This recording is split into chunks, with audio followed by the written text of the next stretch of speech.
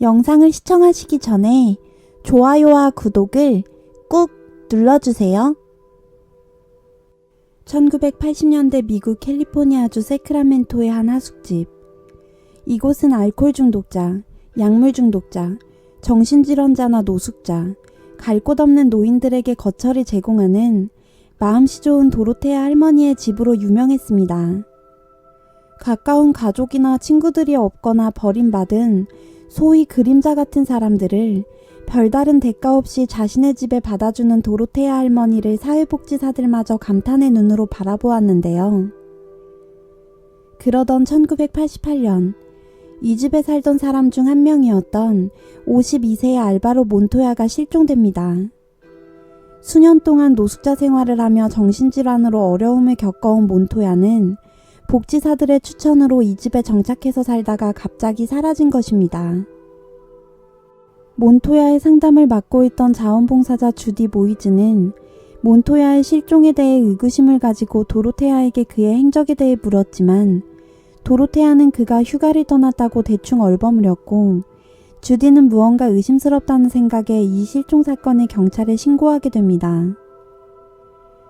주디의 신고를 받고 하숙집을 방문한 경찰에게도 도로테아는 같은 말을 반복할 뿐 별다른 성과 없이 집을 나서려던 경찰에게 이 집에 살고 있던 또 다른 하숙인 존 샤프가 은밀히 접근하더니 도로테아는 내가 그녀 때문에 거짓말을 하게 만들고 있어요 라고 말했고 이를 수상하게 여긴 경찰은 집을 다시 수색했으나 아무것도 찾지 못해 도로테아에게 마당을 파도 되느냐고 허락을 구했습니다. 도로테아는 여전히 마음씨 좋은 미소를 지으며 얼마든지 그렇게 해도 좋다면서 여분의 삽까지 경찰에게 빌려준 후 잠시 커피를 좀 사러 다녀와도 괜찮겠냐고 물었고 경찰은 알겠다고 말하고 땅을 파기 시작합니다. 그런데 마당에서는 78세의 레오노 카펜터를 비롯한 6구의 시신이 발견되었고 경찰이 그제야 도로테아를 찾았을 때 그녀는 이미 사라진 후였습니다. 일명 죽음의 집주인 도로테아 푸엔테는 1929년 1월 9일 캘리포니아 레드랜즈에서 7명의 형제자매 중 6째로 태어났습니다. 그녀의 아버지는 도로테아가 8살 때 결핵으로 사망했고 알코올 중독자인 어머니마저 일상적으로 자녀들을 학대하다가 오토바이 사고로 사망하자 고아가 된 도로테아는 형제자매들과도 뿔뿔이 흩어져 보호시설과 위탁가정을 오고 가며 성장한 뒤 16살 때부터 워싱턴에서 매춘부가 되어 생계를 유지하게 됩니다. 혼자 어렵고 위험한 삶을 이어가던 그녀는 1945년 첫 번째 남편 프레드 맥포를 만나 결혼하고 3년간의 결혼 생활 중 여러 자녀를 두었지만 아이들을 모두 입양 보내고 1948년 이혼 후 캘리포니아 남쪽으로 주거지를 옮겼습니다.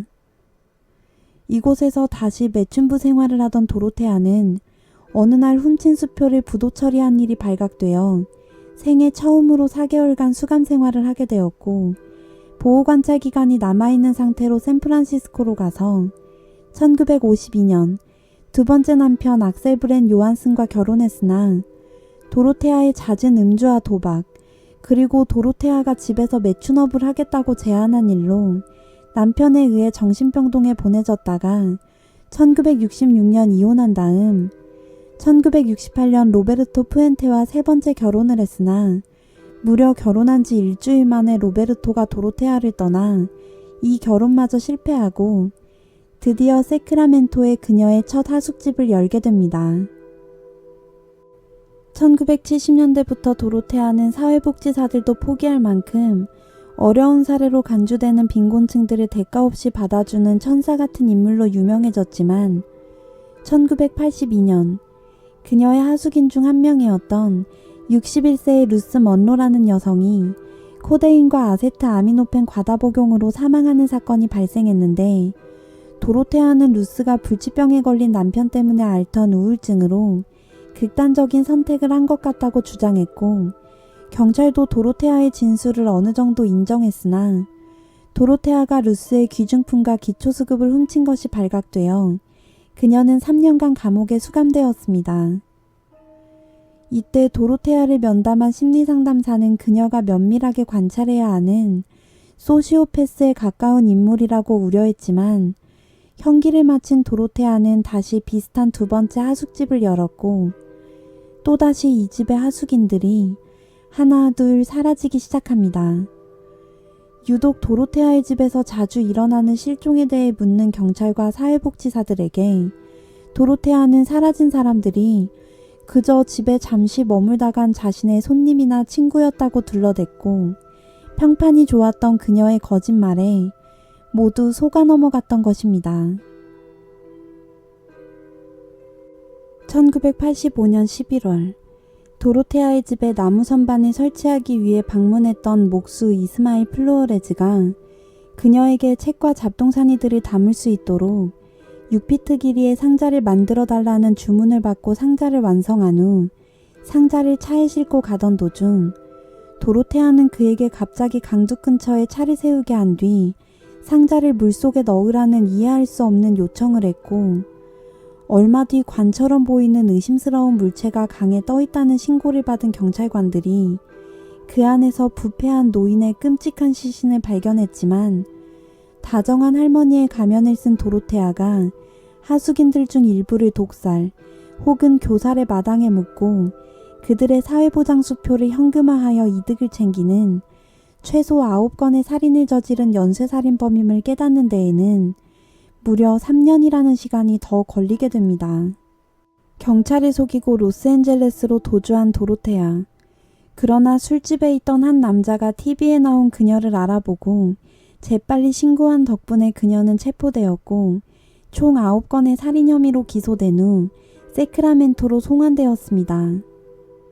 도로테아는 자신을 둘러싼 수많은 기자들에게까지 사람을 죽인 적이 없다고 당당하게 주장하는 뻔뻔함을 보여주었고 도로테아의 변호사들은 그녀가 도둑일지언정 살인자는 아닐 수도 있다고 항변했고 병리학자들도 시신의 정확한 사망 원인을 알기 어렵다고 증언하긴 했지만 검사 존 오마라는 130명이 넘는 증인들을 증인석에 세워 도로테아가 수면제를 사용해 하숙인들에게 약물을 투여하고 질식시켜 마당에 묻었다는 것과 발굴된 시신 7구에서 불면증 치료제인 달마네가 공통적으로 검출되었다는 근거를 제시하는 한편 이 나라에서 본 여성살인자 중 가장 냉정하고 계산적인 여성살인자라고 주장하여 1993년 도로테아 푸엔테는 3건의 살인 혐의가 유죄로 판결되어 연속 종신형을 선고받게 되었습니다.